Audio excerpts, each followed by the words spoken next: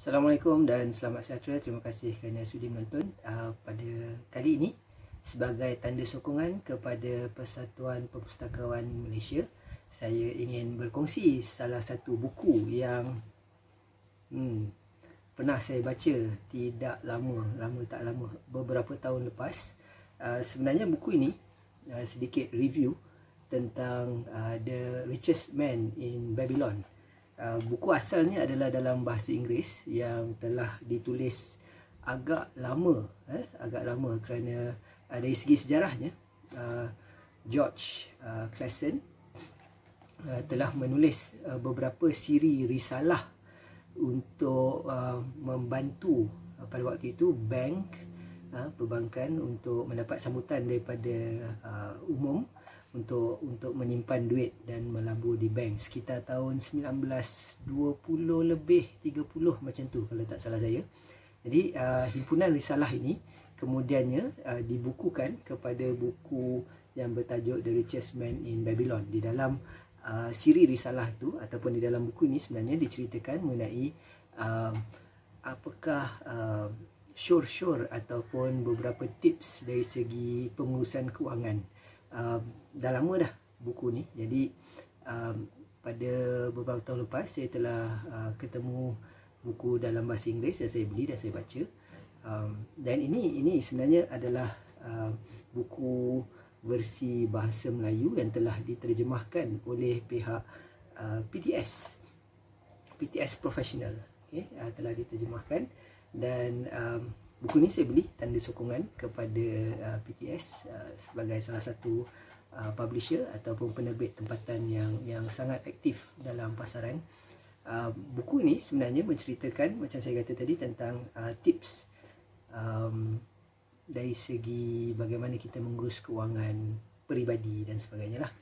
Apa yang saya ingin kongsikan di sini bukan sekadar buku ini, tetapi tipsnya telah saya gunakan sekitar beberapa tahun lalu seperti yang saya sebut, dan alhamdulillah pada waktu itu saya mempunyai sedikit sebanyak hutang dengan kad kredit sebenarnya sehingga mencapai lebih kurang angkanya lebih kurang RM17,000.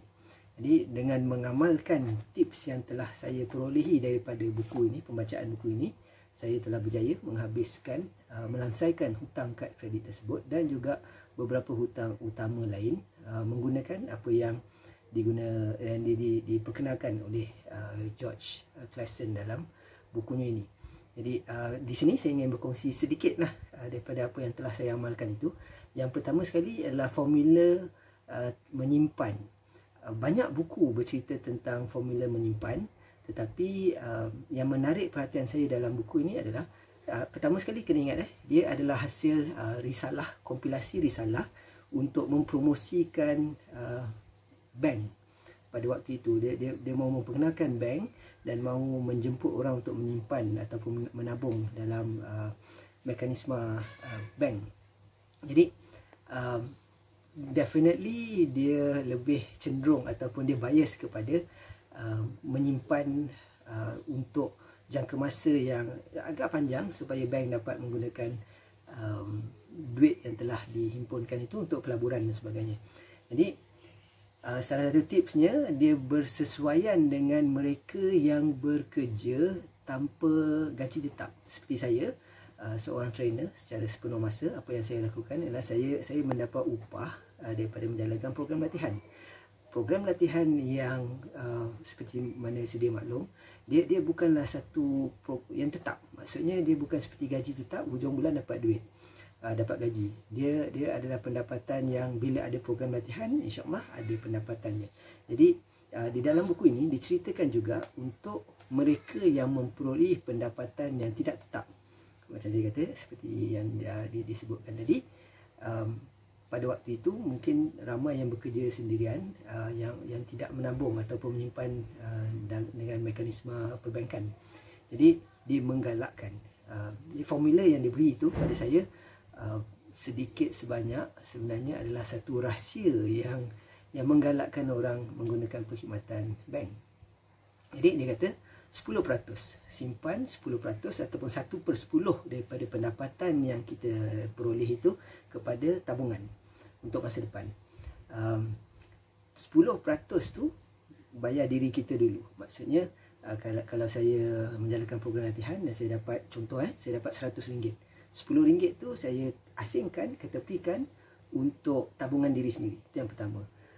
Dua bahagian lain ataupun 20%, 2/10 digunakan untuk melangsaikan ataupun membayar hutang yang sedia ada. Jadi apa yang saya buat ialah 10% tu saya simpan untuk diri sendiri, 20% saya gunakan untuk top up bayar hutang yang sedia ada. Jadi contoh, kalau bulan-bulan saya perlu membayar 300, 20% tu saya tambah kepada jumlah yang telah diagihkan untuk bayar hutang.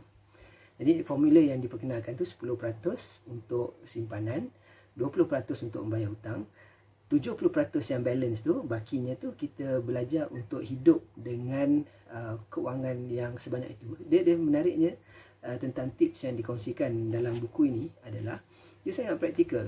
Seperti mana yang kita tahu, kalau kita ada RM100 dan kita berbelanja seperti mana kita ada RM100, habislah RM100 tu.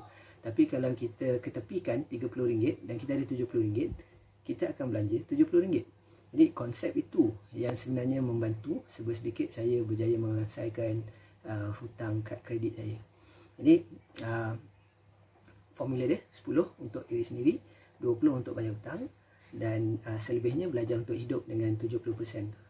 Jadi apa yang saya telah buat sebenarnya untuk mempercepatkan lagi proses pembayaran hutang tu, 10% yang diallocate untuk simpanan tu pun saya masukkan ke dalam jumlah untuk membayar hutang. Jadi saya secara strategi ni saya bayar, dan dalam tempoh setahun lebih alhamdulillah berjaya melangsaikan hutang kad kredit sebanyak 17,000.